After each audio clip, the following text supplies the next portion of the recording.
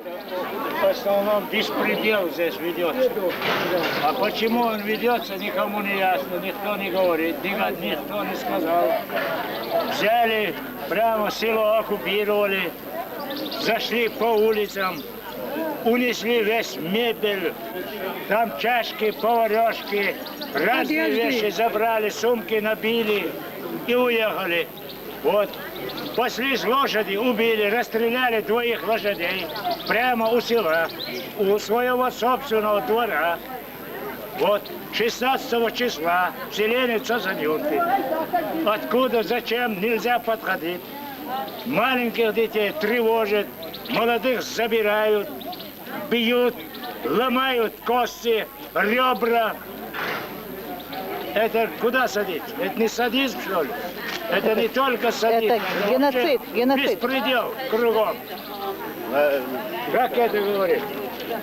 Заходит в квартиру, смотрит, никого нету.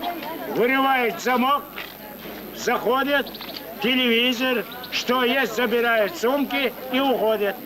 Это что такое? Правда. Что это такое? Проверка или что там делают? Вы требуете... Или паспортный режим. Паспортный режим, присутствие прокуратуры, или представитель прокуратуры, или глава администрации, или имама из села совместно провести операцию или там зачистки. Проверяй паспорта, как ты желаешь.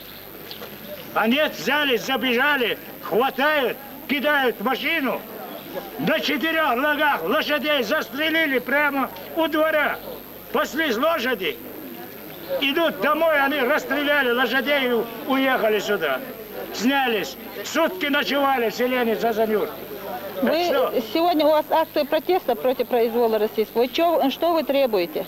Что вы требуете? Чтобы прекратили вот этот произвол и вот этот беспредел. Вот это я прошу. Чтобы вывели войска. Если они в чем не винны, человек спит, взяли с кровати, кидают в машину и увозят.